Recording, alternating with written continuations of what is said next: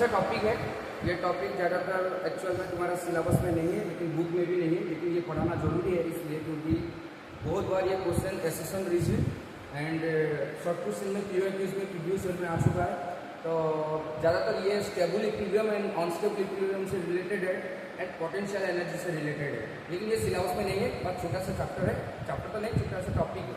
तो ये टॉपिक मैं यहाँ पे पढ़ा देता हूँ, पता नहीं पूछ भी सकता है क्वेश्चन कभी, ठीक है। तो टॉपिक का नाम है potential energy store, potential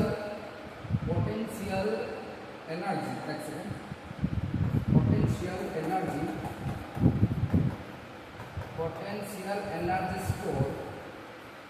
potential energy store in a magnetic dipole, in uniform magnetic field,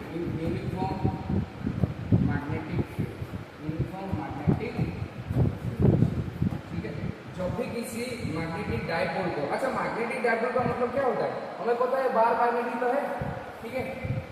bar magnetic तो बात कर रहा हूँ। जब भी किसी मैग्नेटिक डाइपोल यानी कि बार मैग्नेट को हम एक्सटर्नल फील्ड में रखते हैं तो उसमें पोटेंशियल एनर्जी कितना स्टोर होता है वो हमें कैलकुलेट करना है, ठीक है। अच्छा मेरे को एक बात बताओ, इलेक्ट्रोस्टैटिक पोटेंशियल में मैं तुम लोग को बताया था कि पोटेंशियल एनर्जी होता क्या है, व्हाट इज पोटेंशियल एनर्जी।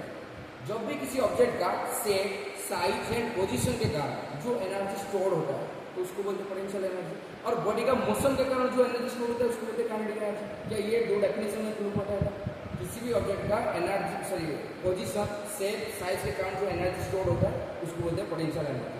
तो यहाँ पे किसका पोटेंशियल एनर्जी की बात कर रहे हैं ना, मैग्नेटिक डाइपोल का। कहाँ पे ना, जब भी मैग्नेटिक डाइपोल को एक्सटर्नल फील्ड में रखेंगे, एक्सटर्नल मैग्नेटिक फील्ड में रखेंगे तो उस मैग्नेटिक डाइपोल मोमेंट का पोजीशन के कारण जो एनर्जी स्टोर होगा उसको बोलेंगे मैग्नेटिक पोटेंशियल एनर्जी। समझ में आ रहा है, या फिर मैग्नेटोस्टैटिक पोटेंशियल एनर्जी। लिखो इस बात को, the energy store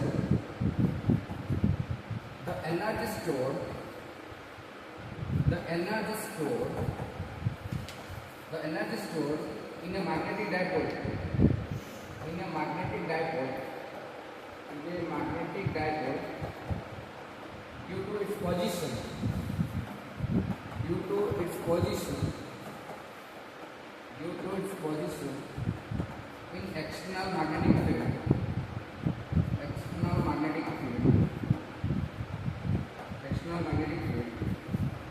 called magnetostatic potential energy. The energy stored in a magnetic dipole due to its position in external magnetic field is called magnetostatic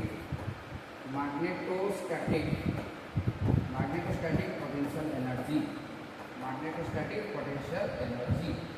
समझ में आ रहा है। जब भी किसी मैग्नेटिक डाइपोल मतलब बार मैग्नेट, समझ पा रहे कि नहीं। अच्छा बार मैग्नेट यही होता है, हमें पता है कि बार मैग्नेट में हमेशा एक पेयर ऑफ पोल्स होते हैं, एक होता है नॉर्थ पोल, एक होता है साउथ पोल, और दोनों पोल का जो पोल स्ट्रेंथ होता है वो बराबर होता है। समझ में आ रहे कि नहीं।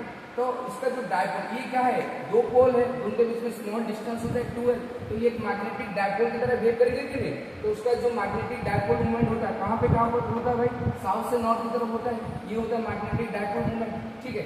तो अगर मैं मैग्नेटिक डाइपोल मूवमेंट की बात करूँ या फिर बार मैग्नेट की बात करूँ, एक ही बात है, क्योंकि बार मैग्नेट का ही मैग्नेटिक डाइपोल मूवमेंट आता है।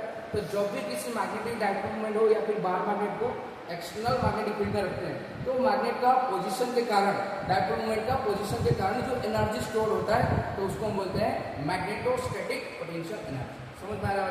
और वो पोटेंशियल एनर्जी को हम कैलकुलेट करेंगे कि कितना स्टोर होता है। Are you getting my points, ठीक है। अभी समझ में आ रहे हैं। अब देखो जैसे कि मान ले ये हमारा यूनिफॉर्म मैग्नेटिक फील्ड है, ये क्या है, जैसे कि मान ले ये हमारा यूनिफॉर्म मैग्नेटिक फील्ड है, ये हमारा काम क्या है, uniform magnetic field, these are uniform magnetic fields. और मान ले ये यूनिफॉर्म मैग्नेटिक फील्ड में मैंने किसी बार मैग्नेट को, ठीक है, कुछ थीटा एंगल में ओरिएंट कर रहा हूँ। ये हमारा क्या है, ये हमारा uniform magnetic field, external magnetic field, B external. Obviously ये यूनिफॉर्म है इसलिए मैंने थोड़ा सा इक्विस्पेस बनाया, समझ में आ रहा है। और मान ले एक बार मैग्नेट को मैं इस यूनिफॉर्म मैग्नेटिक फील्ड के अंदर रख रहा हूँ, एक बार मैग्नेट, जैसे मान ले ये हमारा बार मैग्नेट, ठीक है, जैसे कि मान ले ये हमारा क्या है, एक बार मैग्नेट, और ये बार मैग्नेट को मैं क्या करूँगा ना, एक्सटर्नल फील्ड के थीटा एंगल में रखूंगा। एक सेकंड, ये बार मैग्नेट में क्या करूँगा, एक्सटर्नल फील्ड के साथ थीटा एंगल को मैं रखूंगा, एक्सटर्नल फील्ड के साथ कुछ थीटा एंगल में रखूंगा। अच्छा ये हमारा हो गया बार मैग्नेट, हमें पता है क्या टॉर्क वाला सर, हाँ वहीं पे कुछ होगा, वेट करो, थीटा एंगल पर रखो। अच्छा मैं तो एक बात बताऊँ, अच्छा ये मैग्नेटिक जो बार मैग्नेट है, ये बार मैग्नेट का एक्सिस ये होगा कि नहीं, बार मैग्नेट इसको बोलते हैं बार मैग्नेट का एक्सिस होगा कि नहीं, यस सर नो। अच्छा हमें पता है बार मैग्नेट का दो पोल्स होते हैं, ये हमारा हो जाएगा नॉर्थ पोल, ये हमारा हो जाएगा नॉर्थ पोल, और यहाँ पे ये हो जाएगा हमारा साउथ पोल, ठीक है कि नहीं। और दोनों पोल के बीच में जो डिस्टेंस हम ज़्यादातर मानते हैं, कितना मानते हैं, 12 ही मानते हैं, यस सर नो। अच्छा और ये दोनों पोल का जो स्ट्रेंथ होता है वो बराबर होता है, इसका पोल स्ट्रेंथ लेट से m और इसका भी पोल स्ट्रेंथ लेट से m, ठीक है। अच्छा जैसे कि एक मैग्नेटिक डायपोल की तरह बिहेव करेगा तो उसका कोई मैग्नेटिक डायपोल मूवमेंट आएगा, और मैग्नेटिक डायपोल मूवमेंट हमेशा साउथ से नॉर्थ की तरफ होता है, ये सब ये तो हमें ज़्यादातर पता है ऑलरेडी, ठीक है। जैसे कि मान लो ये मेरा मैग्नेटिक डायपोल मूवमेंट है, ये मेरा मैग्नेटिक डायपोल मूवमेंट है, एक सेकेंड, ये जो येलो कलर का जो एरो मार्क है ये मेरा मैग्नेटिक डायपोल मूवमेंट है, ठीक है, जो कि साउथ से नॉर्थ की तरफ जा रहा है। और मान लीजिए जो मैग्नेटिक डायपोल मूवमेंट है ये कुछ थीटा एंगल बना रहा है, किसके साथ, ये कुछ थीटा एंगल बना रहा है एक्सटर्नल मैग्नेटिक फील्ड के साथ, ये कुछ थीटा एंगल बना रहा है एक्सटर्नल मैग्नेटिक फील्ड के साथ, समझ में आ रहा है। ये क्या है, बार मैग्नेट है जिसको मैंने एक्सटर्नल फील्ड के अंदर रखा, और उसका एक्सिस, ये जो डायपोल मूवमेंट बन रहा है क्या ये एक्सिस के अलग आ रहा है, ठीक है कि नहीं, ये क्या है एक्सियल लाइन है कि नहीं, और उसका जो डायपोल मूवमेंट साउथ से नॉर्थ की तरफ है क्या ये एक्सियल लाइन के अलग नहीं आ रहा है। तो चाहे मैं एक्सियल लाइन की बात करूं या फिर डायपोल मूवमेंट की बात करूं, दोनों एक ही बात है, समझ में आ रहा है, यस। तो ये जो डायपोल मूवमेंट है ये कुछ थीटा एंगल बना रहा है, और हमें पता है जब भी किसी बार मैग्नेट को हम एक्सटर्नल फील्ड में कुछ थीटा एंगल में प्लेस करते हैं तो उसके ऊपर एक टॉर्क लगता है, ठीक है।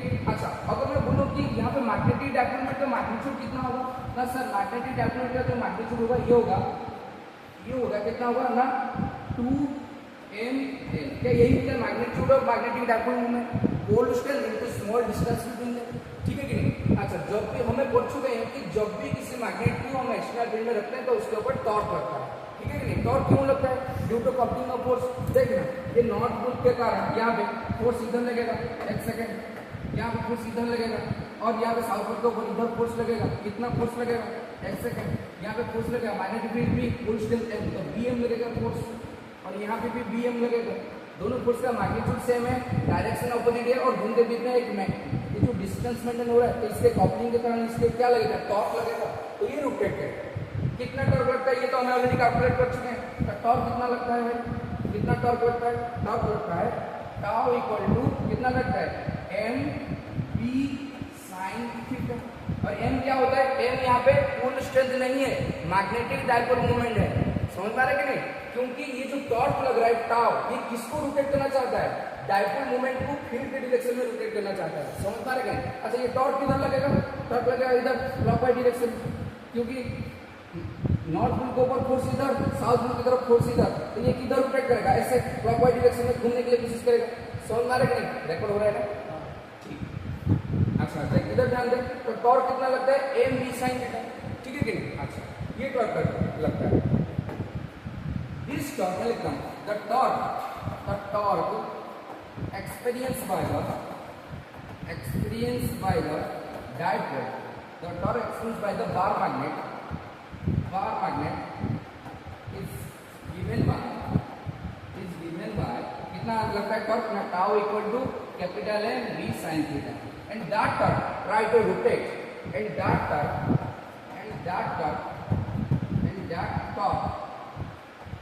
try to rotate,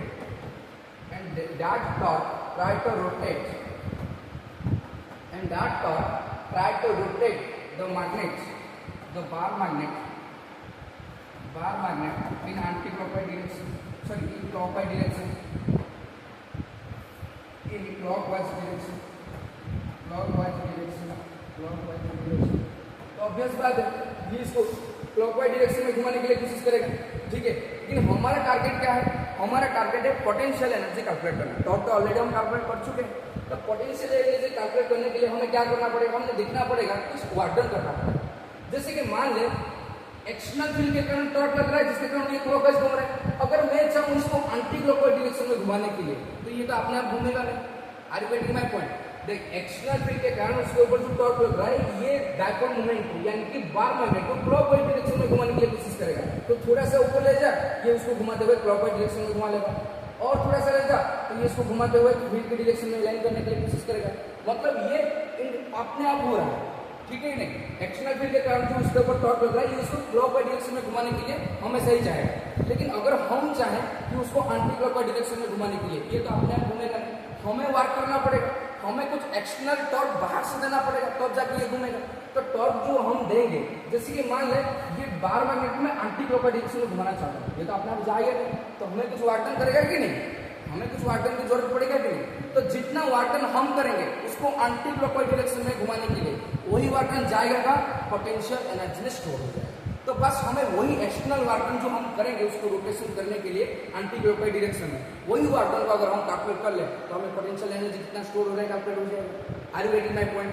तो मान ले ये जो बार मैग्नेट को मैं एंटी क्लॉकवाइज डायरेक्शन में घुमाना चाहता हूँ, इस डायरेक्शन एंटी क्लॉकवाइज डायरेक्शन में घुमाने के लिए, तो ऑब्वियस बात ये अपने आप तो जाएगा नहीं, तो मेरे को कुछ एक्सटर्नल टॉर्क लगाना पड़ेगा बाहर से, टाउ एक्सटर्नल। समझ में आ रहा है? मान ले ये टाउ एक्सटर्नल लगाने, अच्छा ये टाउ एक्सटर्नल किससे आएगा, कुछ वर्क डन करना पड़ेगा। यस सर, बिना वर्क डन से कैसे करूँगा? तो इसको अगर मैं रोटेट करूँ, पकड़ के भी ऐसे रोटेट करूँ तो मैं वर्क डन कर रहा हूँ कि नहीं, तो ये घूम रहा है, उसके ऊपर तो एक्सटर्नल टॉर्क लग रहा है और मेरा वर्क डन भी हो रहा है। क्या समझ में आ रहा है? तो मान ले ये बार मैग्नेट को अगर मैं एक्सटर्नल एंटी क्लॉकवाइज डायरेक्शन में मेरे को घुमाना होगा, मतलब एंटी क्लॉकवाइज डायरेक्शन में टॉर्क को डेवलप करना होगा, तो इसलिए मेरे को वो वर्क डन करना पड़ेगा। ठीक है, मान ले ये बार मैग्नेट को मैं कुछ डी थीटा एंगल घुमा दूं, कितना एंगल घुमाए? डी थीटा, छोटा एंगल। तो छोटा एंगल एंटी क्लॉकवाइज डायरेक्शन में घुमाने के लिए ऐसे है छोटा सा एंगल, और छोटा सा एंगल एंटी क्लॉकवाइज डायरेक्शन में घुमाने के लिए तो मेरे को छोटा सा वर्क डन करना पड़ेगा। यस सर, नो, छोटा सा वर्क डन करना पड़ेगा। अच्छा, तो इफ यू वांट, मैं लिखता हूं, if you want to rotate the dipole in anti-clockwise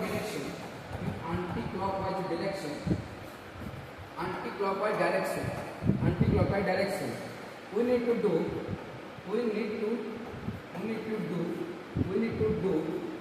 some external work, ठीक है। जैसे कि हमें कितना वर्क करना पड़ेगा? एक्सटर्नल वर्क करना पड़ेगा।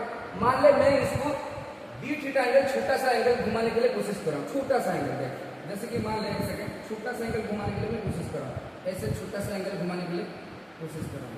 ये यहाँ पे ये थीटा एंगल था, यहाँ पे मैंने छोटा सा एंगल घुमा दिया D theta.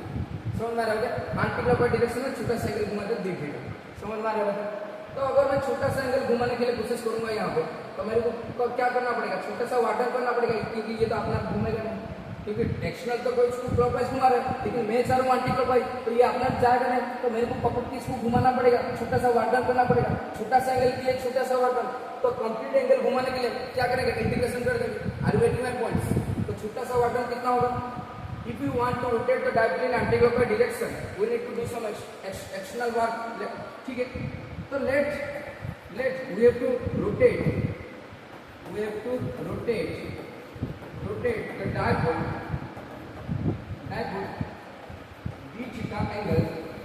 d theta angle in anti-clockwise. So we have to do small work dw। अगर मैं डायपोल को D theta angle anti clockwise direction में घुमाना चाहूँ तो मेरे को स्मॉल वर्क करना पड़ेगा। देख कितना करना पड़ेगा ना, dw is equal to work done क्या होता है? Force into displacement. फोर्स कितना लगाया और फोर्स कितना, डिस्प्लेसमेंट कितना हुआ, उसको मिलते वर्क डन। यहाँ पे फोर्स क्या है? घुमा रहा हूँ, यहाँ पे थोड़ी ट्रांसलेशनल मोशन हो रहा है, घुमा रहा हूँ, टॉर्क यहाँ पे रोटेशनल फोर्स आएगा, तो यहाँ पे क्या आएगा? टाउ एक्सटर्नल इनटू डिस्प्लेसमेंट कितना हुआ, मैं डी थीटा में घुमाना चाहता हूँ। समझ में आ रहा है? ये क्या है? फोर्स है, लेकिन नहीं, क्योंकि ये क्या है? रोटेशनल फोर्स, क्योंकि मैं घुमाना चाह रहा हूँ ना, तो मेरे को वर्क डन करना पड़ेगा। तो मैं एक्सटर्नल टॉर्क दूंगा तभी तो ये घूमेगा, एक्सटर्नल टॉर्क लगाऊंगा तभी तो ये घूमेगा। तो एक्सटर्नल टॉर्क दिया, कितना एंगल घुमा? D theta. तो ये क्या हो गया? वर्क डन आ गया मेरा, फोर्स इनटू डिस्प्लेसमेंट। समझ में आ रहा है? नहीं सत्य समझ में आ रहा है? ठीक है, तो ये छोटा सा वर्क डन। अच्छा, टॉर्क एक्सटर्नल टॉर्क कितना दूंगा मैं? देख, एक्सटर्नल मैग्नेटिक फील्ड के कारण उसके ऊपर जो टॉर्क लग रहा है, torque due to external field, B external field के कारण जो टॉर्क लग रहा है, कितना लग रहा है? M B sine theta. तो अगर मैं उसको एंटी क्लॉकवाइज डायरेक्शन में घुमाना चाहूँ, तो मेरे को अगर एक्सटर्नल फील्ड के कारण जितना टॉर्क लग रहा है उसके बराबर ही टॉर्क दूं, तब जाके घूम पाएगा। ये सर ये जितना टॉर्क लगा रहा है क्लॉकवाइज डायरेक्शन में घुमाने के लिए, तो उतना टॉर्क के बराबर अगर मैं एक्शनल टॉर्क दूं तो अब जाके एंटी क्लॉकवाइज डायरेक्शन में घूम पाएगा। Are get my point. तो इसका मतलब एक्शनल टॉर्क किसके बराबर होगा ना टाउ एक्शनल जो है एंटी क्लॉकवाइज डायरेक्शन में घुमाने के लिए जो दूंगा ये किसके साथ बराबर होगा ना टाउ बी एक्शनल के कारण जो एक्शनल मैग्नेटिक फील्ड के कारण जो टॉर्क लग रहा है उसके बराबर होना चाहिए। तो कितना होगा एम बी साइन थीटा। इतना टॉर्क अगर मैं एंटी क्लॉकवाइज डायरेक्शन में दूंगा तो अब जाके एंटी क्लॉकवाइज डायरेक्शन में घूम पाएगा। Yes sir. तो इसका वैल्यू यहाँ पे पुट करो, क्या हो जाएगा D W equal to capital M B sine theta into D D. छोटा सा एंगल घुमाने के लिए एंटी क्लॉकवाइज डायरेक्शन में छोटा सा वाट टर्न, तो कंप्लीट एंगल घुमाने के लिए एंटी क्लॉकवाइज डायरेक्शन में क्या करना पड़ेगा टोटल वाट टर्न आ जाएगा। तो टोटल वाट टर्न इसलिए क्या करेंगे इंटीग्रेशन, तो कर दो वही इंटीग्रेशन दोनों साइड में integration for total watt turn और total watt turn total watt turn total watt turn के लिए क्या इंटीग्रेशन कर दो दोनों साइड में इंटीग्रेशन कर दो, क्या हो जाएगा भाई integration D W equal to integration capital M B sine theta D theta. अच्छा लिमिट कहाँ पे देंगे देख, मान ले इनिशियल इधर थीटा एंगल, मान ले कुछ थीटा 1 एंगल से थीटा 2 एंगल तक मैं घुमाना चाहता हूँ। इनिशियल कुछ थीटा 1 एंगल पर था और कुछ थीटा 2 एंगल तक मैं घुमाना चाहता हूँ। थीटा 1 से थीटा 2 तक मेरे को वाट टर्न देखना पड़ेगा, समझ पा रहे हैं। तो आंसर यहाँ पे क्या लूँ लिमिट कितना कहाँ से कहाँ तक लूँ थीटा 1 से थीटा 2, क्योंकि मेरे को डिस्प्लेसमेंट कराना पड़ेगा ना किसी थीटा 1 एंगल से थीटा 2 को मैं एंटी क्लॉकवाइज डायरेक्शन में घुमाना चाहता हूँ, तो मैं थीटा 1 से थीटा 2 तक वाट टर्न दिखूंगा। ये सर तो यहाँ पे क्या करूँगा थीटा 1 से लेकर थीटा 2 लगा दिया, बस इसको सॉल्व करो। ये कितना क्या हो जाएगा टोटल डब्ल्यू टोटल क्या हो जाएगा ये बता। ये एम एम क्या है मैग्नेटिक डाइपोल मोमेंट, ये तो कांस्टेंट होता है, बी तो कांस्टेंट होता है, बाहर निकल आ जाएगा। तो ये कैपिटल एम बी इसका इंटीग्रेशन करेगा तो क्या आ जाएगा integration of sine theta minus cos theta होता है माइनस cos थीटा। ये क्या हो जाएगा माइनस ऑफ ये क्या हो जाएगा minus of cos theta into यहाँ पे लिमिट लग जाएगा थीटा 1 से थीटा 2 तक। यस सर नो अबे साइन हो रहे ना। अच्छा तो ये माइनस को बाहर निकल आओ, ये कितना हो जाएगा कैपिटल एम बी cos, यहाँ पे लिमिट लगा दो कितना आ जाएगा cos थीटा 2 माइनस थीटा 1 आ जाएगा। Yes sir no cos theta 1 आ जाएगा, समझ में आ रहा है बात। यस सर नो अबे लिमिट लगा रहा हूँ देखो हो रहा है ना, ये आ गया तरह। अच्छा तो ये क्या आ गया टोटल वाट टर्न, तो टोटल वाट टर्न तरह क्या हो जाएगा टोटल वाट टर्न आ गया minus M B cos theta 2 minus cos theta 1, इधर आ गया टोटल वाट टर्न। अच्छा ये जो टोटल वाट टर्न निकल के आएगा ये जाएगा कहाँ पोटेंशियल एनर्जी स्टोर हो जाएगा। क्या यही चीज हम इलेक्ट्रोस्टैटिक पोटेंशियल में पढ़े थे, ठीक है नहीं। वहां पे इलेक्ट्रिक डाइपोल मोमेंट के लिए कैलकुलेट कर रहे थे, यहाँ पे मैग्नेटिक डाइपोल मोमेंट के लिए कैलकुलेट कर रहे हैं, याद आ रहा है कि नहीं। तो यहाँ पे भाई देखो ये क्या हो जाएगा अपना ये total watt turn potential energy store हो जाएगा लेट्स से डेल्टा यू। ये क्या है पोटेंशियल चेंज इन पोटेंशियल पे किसी भी बॉडी को एक पॉइंट से दूसरे पॉइंट तक लाने में जितना वाट टर्न किया जाता है वो वाट टर्न दोनों पॉइंट पर पोटेंशियल एनर्जी डिफरेंस के बराबर होता है।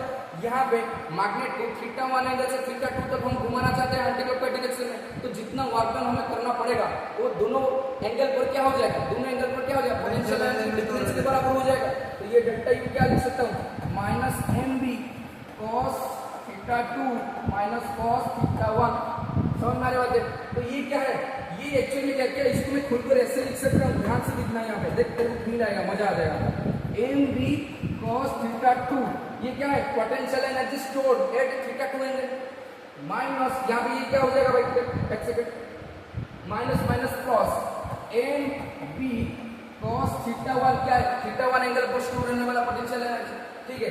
यहाँ पे मैं लिख देता हूँ भाई ये क्या है ये तरह है पोटेंशियल एनर्जी स्टोर एट, क्योंकि देख तो ये क्या है M B cos theta 2, yes sir no ये क्या है पोटेंशियल एनर्जी का है, क्योंकि ये टोटल वाट टर्न आएगा और वही total watt turn potential energy store हो गया। तो ये कौन सा पोटेंशियल एनर्जी ये क्या है एक्चुअली ये पोटेंशियल एनर्जी डिफरेंस दोनों पॉइंट पर ही डिफरेंस आएगा।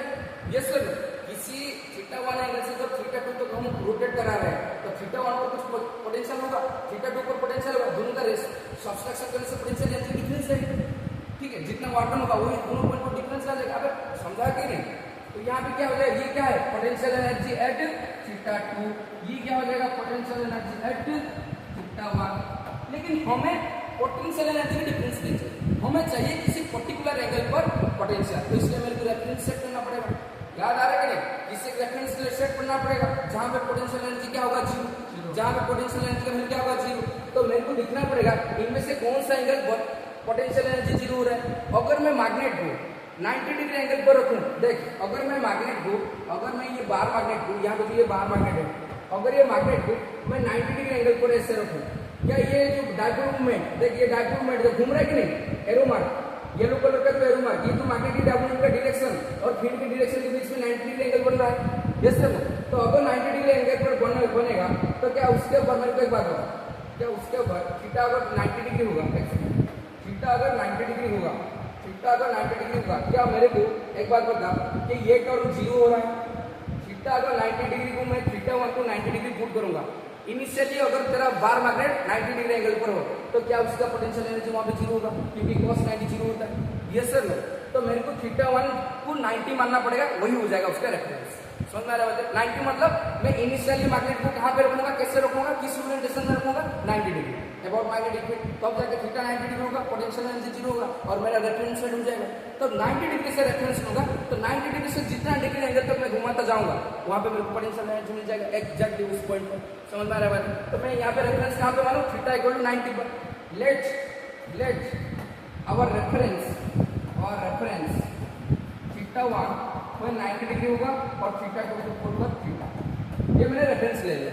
रेफरेंस कहां पे लिया, मैं थीटा 1 को 90 डिग्री पर ले लिया और थीटा 2 को मैंने थीटा मान लिया। 90 से मैं किसी एंगल तक जाऊंगा, तो ये वैल्यू को यहाँ पे पुट कर, कितना आ जाएगा तेरा, यहाँ पे वैल्यू को पुट कर, डेल्टा यू इक्वल टू हो जाएगा minus M B cos theta 2 को मैं पुट करूंगा, थीटा 2 को थीटा लिया हूं, थीटा माइनस कॉस कितना हो जाएगा ये 90, यस नो, और cos 90 का वैल्यू कितना है, cos 90 का वैल्यू कितना है 1 या फिर 0, cos 90 का वैल्यू कितना है,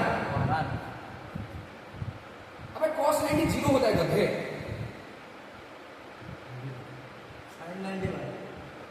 sin 90 होता है 1, cos 90 0। अबे ट्रिगोनोमेट्री का फंक्शन वैल्यू भी याद नहीं है, गधा के जाएंगे तो सीरीज बोर्ड है चंद्र, ये क्या होगा 0, cos 90 0 होता है। फिर कभी कितना बार में पढ़ाया तेरे को, अभी यार ये क्या हो जाएगा, delta U equal to minus M B cos theta आएगा, ये sir M B cos theta आएगा। तो ये delta U equal to minus M B cos theta जो आ गया, क्या इसको मैं लिख सकता हूँ, potential energy at any angle theta कितना हो जाएगा, minus M B cos theta. Yes sir, this is the potential energy stored in a magnet और ये magnetic dipole movement when placed in the external magnetic field, यही potential energy store होगा। This is the formula, याद रखना कितना आएगा, minus M B cos theta. समझ में आ रहा है? इसका दो केसेस है, case 1 if theta equal to तेरा 90 डिग्री होगा। समझ में आ रहा है? जब थीटा 90 डिग्री होगा, रेकॉर्ड हो रहा है, जब थीटा 90 डिग्री होगा, देख पोटेंशियल एनर्जी कितना हो जाएगा, u एट 90 डिग्री कितना हो जाएगा, देख माइनस एम बी कॉस 90 कितना होता है 0, तो cos 90 जो अगर 0 हो जाएगा तो पोटेंशियल एनर्जी कितना है, पोटेंशियल एनर्जी 0। समझ में आ रहा है? मतलब थीटा 90 डिग्री पर पोटेंशियल एनर्जी कितना होता है, 0 होता है, टोटल 0, पोटेंशियल एनर्जी स्टोर होगा ही नहीं। समझ में आ रहा है? पोटेंशियल एनर्जी बिल्कुल स्टोर होगा ही नहीं। अच्छा, अब हम केस 2 की बात करें, केस 2 क्या हो जाएगा, केस 2 की अगर बात करें, इफ थीटा इक्वल टू तेरा 0 डिग्री हो, थीटा अगर 0 डिग्री, थीटा 0 डिग्री का मतलब क्या है, यहाँ पे जो ये मैग्नेटिक डायपोल मोमेंट है ये थीटा एंगल बना रहा है कि नहीं, अगर इसमें 0 डिग्री बना मतलब उसको पूरा मैग्नेटिक फील्ड के डायरेक्शन में अलाइनमेंट कर दूं, कैसे पूरा मैग्नेटिक फील्ड के डायरेक्शन में अलाइनमेंट कर दिया। देख ये arrow mark magnetic dipole moment और मैग्नेटिक फील्ड के बीच में एंगल कितना है, 0 डिग्री है कि नहीं। अगर मैग्नेटिक फील्ड के डायरेक्शन में ऐसे अलाइन कर दिया तो यहाँ पे एंगल कितना बन रहा है, 0 डिग्री। ये जो ये मैग्नेटिक डायपोल मोमेंट का डायरेक्शन है और ये एक्सटर्नल फील्ड का डायरेक्शन है, उनके बीच में एंगल 0 डिग्री। तो 0 डिग्री पर देखते हैं पोटेंशियल एनर्जी कितना स्टोर होता है, तो 0 डिग्री पर देखते हैं पोटेंशियल एनर्जी कितना स्टोर होता है, ठीक है। देखिए 0 डिग्री पर पोटेंशियल एनर्जी कितना स्टोर होता है, अगर 0 डिग्री पर होगा तो u एट 0 डिग्री कितना हो जाएगा, माइनस एम बी कॉस 0। अच्छा कॉस 0 कितना होता है, कॉस 0 डिग्री 1 होता है, yes sir no, cos 0 degree 1 होता है, तो ये क्या आएगा तेरा माइनस एम बी जो कि मिनिमम आता है। पोटेंशियल एनर्जी एट 0 डिग्री क्या आएगा, तेरा मिनिमम आएगा। मतलब जब मैग्नेटिक डायपोल मोमेंट यानी कि बार मैग्नेट बिल्कुल एक्स्ट्रा फील्ड के डायरेक्शन में पैरेलल हो जाएगा, अलाइन हो जाएगा, वहां पे मिनिमम पोटेंशियल एनर्जी स्टोर होता है। समझ में आ रहा है? मिनिमम पोटेंशियल एनर्जी, और वही एंगल को बोलते हैं स्टेबल इक्विलिब्रियम। क्या बोलते हैं, स्टेबल इक्विलिब्रियम। समझ में आ रहा है? क्या बोलते हैं, stable equilibrium. When theta equal to 0 degree, this is called this is called stable equilibrium. This is called stable equilibrium. समझ में आ रहा है? This is called stable equilibrium. अच्छा स्टेबल क्यों बोला, इक्विलिब्रियम क्यों बोला? इक्विलिब्रियम ऐसा पोजीशन होता है जहां पे नेट फोर्स जीरो। तो क्या यहाँ पे जब मैग्नेटिक डायपोल मूवमेंट तरह ऐसे हो जाएगा, इधर जितना फोर्स उधर उतना फोर्स, नेट फोर्स जीरो। समझ में आ रहा है? तो नेट फोर्स जीरो मतलब इक्विलिब्रियम। स्टेबल क्यों? यहाँ पे टॉर्क नहीं लगेगा। टॉर्क क्या होता है? P sin mb sin theta, sin zero होता है, टॉर्क जीरो। समझ में आ रहा है? और एक बात, यहाँ पे मैग्नेटिक डायपोल मूवमेंट बिल्कुल मैग्नेटिक के डायरेक्शन में अलाइन होगा कि नहीं? जब ये रोटेट करते हुए पूरा अलाइन हो जाएगा, क्या ये मैग्नेटिक डायपोल मूवमेंट का डायरेक्शन बिल्कुल फील्ड के डायरेक्शन में अलाइन हो जाएगा? ये सर नो। हमेशा याद रखना थीटा इक्वल टू 0 डिग्री को बोलते हैं स्टेबल इक्विलिब्रियम, और स्टेबल इक्विलिब्रियम में नेट फोर्स हमेशा 0 होता है, ठीक है, और टॉर्क भी 0 होता है। और क्या होता है स्टेबल इक्विलिब्रियम में? स्टेबल इक्विलिब्रियम में क्या होता है, जो पोटेंशियल एनर्जी था मिनिमम होता है। समझ में आ रहा है? क्योंकि पोटेंशियल एनर्जी मिनिमम क्यों बोला? क्योंकि पोटेंशियल एनर्जी नेगेटिव आ रही है। यहाँ पे कैलकुलेट किया ना, थीटा इक्वल टू 0 डिग्री पर पोटेंशियल एनर्जी कितना आ रहा है? मिनिमम आ रहा है -mb। Yes sir no. अच्छा और देखेंगे केस 3 लास्ट। केस में क्या है कि थीटा इक्वल टू क्या हो जाएगा तेरा 180 डिग्री। जब थीटा तेरा 180 डिग्री हो जाएगा, पोटेंशियल क्या हो जाएगा? u एट टू 180 डिग्री क्या हो जाएगा ना? पोटेंशियल एनर्जी का formula -mv cos 180 degree. Yes sir no. तो mv cos 180 डिग्री कितना होता है? cos 180 का वैल्यू होता है -1। कितना होता है? -1, क्योंकि cos 0 होता है 1, cos 180 डिग्री का वैल्यू होता है -1। तो ये कितना हो जाएगा? माइनस mb ये माइनस क्रॉस mb हो जाएगा। तो मतलब यहाँ पे क्रॉस mb आ रहा है, मतलब u एट 180 डिग्री, मतलब 180 डिग्री पर जो पोटेंशियल एनर्जी स्टोर होता है मैक्सिमम होता है, क्योंकि पॉजिटिव आ रहा है। समझ में आ रहा है? और इसको बोलते हैं अनस्टेबल इक्विलिब्रियम। क्या बोलते हैं? Unstable equilibrium. Unstable equilibrium, unstable equilibrium at theta equal to 180 degree क्या होता है? इसलिए अनस्टेबल इक्विलिब्रियम होता है। देखना अनस्टेबल इक्विलिब्रियम, देख इक्विलिब्रियम मतलब नेट फोर्स जीरो। देख ये अगर ऐसे घूम जाएगा 180 डिग्री, मतलब देख कैसे मैं फील दिला रहा हूं। सत्य समझ में आ रहा है कि नहीं? देख अब मैं तेरे को फील दिलाता हूं 180 डिग्री, मतलब देख इसको पूरा रोटेट करा हुआ ऐसे। देख ये जो एरो मार्क दिखाई दे रहा है कि नहीं, ये जो येलो कलर का एरो मार्क, ये क्या है? मैग्नेटिक डायपोल मूवमेंट का डायरेक्शन है। तो पहले ऐसे थीटा एंगल पर था, मैं थीटा को 180 डिग्री बोलूं, मतलब एंटी क्लॉकवाइज डायरेक्शन में से घुमाऊं, ठीक है कि नहीं? देख ये बिल्कुल मैग्नेटिक के ऑपोजिट डायरेक्शन में अलाइन हो रहा है। थीटा कितना बन रहा है? 180 डिग्री। तो इस पोजीशन को बोलते हैं स्टेबल इक्विलिब्रियम और unstable equilibrium. Unstable equilibrium theta जब 180 डिग्री बनाता है एक्सटर्नल फील्ड के साथ, तो इसको बोलते हैं अनस्टेबल इक्विलिब्रियम। और यही केस में एक्सटर्नल मैग्नेटिक फील्ड जो होता है उसके ऑपोजिट डायरेक्शन में ही बार मैग्नेट का मैग्नेटिक डायपोल मूवमेंट अलाइन होता है। तो यहाँ पे पोटेंशियल एनर्जी मैक्सिमम होता है। समझ में आ रहा है? और यहाँ पे देख टॉर्क बिल्कुल लगेगा, मैक्सिमम फोर्स कितना लगेगा? 0। ठीक है, साइन 180 डिग्री कितना होगा? 0। समझ रहे? टॉर्क लगेगा, टॉर्क नहीं लग रहा है मतलब फोर्स नहीं लग रहा है, फोर्स नहीं लग रहा मतलब इक्विलिब्रियम है। लेकिन यहाँ पे क्या है, जो डायपोल मूवमेंट फील्ड के ऑपोजिट डायरेक्शन में, तो इसलिए अनस्टेबल इक्विलिब्रियम है। समझ में आ रहा है कि नहीं? Yes sir. अच्छा मैं तो एक बात बता, स्टेबल इक्विलिब्रियम का मतलब क्या होता है? अगर किसी बॉडी को, ठीक है, अगर किसी बॉडी को उसका इक्विलिब्रियम पोजीशन से थोड़ा सा डिस्प्लेस कर दे, अगर वो वापस फिर से आ जाए तो इसको बोलते हैं इक्विलिब्रियम, स्टेबल इक्विलिब्रियम। लेकिन अगर उसका इक्विलिब्रियम पोजीशन से थोड़ा सा डिस्प्लेस कर दे, वो दोबारा अगर नहीं रिटर्न करेगा तो इसको बोलेंगे अनस्टेबल इक्विलिब्रियम। तो मेरे को एक बात बता, यहाँ पे एक बाउल है, देख यहाँ पे एक बाउल है और बाउल को मैंने ऐसे लटका दिया, तो अगर यहाँ पे एक बॉल दो, मैं यहाँ पे डिस्प्लेस करके छोड़ दूँ तो क्या ये वापस नहीं आएगा? बिल्कुल आएगा। तो इस पोजीशन को बोलेंगे स्टेबल इक्विलिब्रियम, क्योंकि थोड़ा सा डिस्प्लेस करा गया फिर वापस आ गया, ठीक है कि नहीं? तो इसको बोलेंगे स्टेबल इक्विलिब्रियम। लेकिन अगर मैं बॉल को यहाँ पे थोड़ा सा डिस्प्लेस कर दूँ, क्या ये डिस्प्लेस होते ही बाहर निकल जाएगा? क्या दोबारा आएगा कि क्या? नहीं आएगा। तो इस पोजीशन को बोलेंगे अनस्टेबल इक्विलिब्रियम। क्या बोलेंगे? Unstable equilibrium. दोनों इक्विलिब्रियम में नेट फोर्स कितना लगेगा? 0।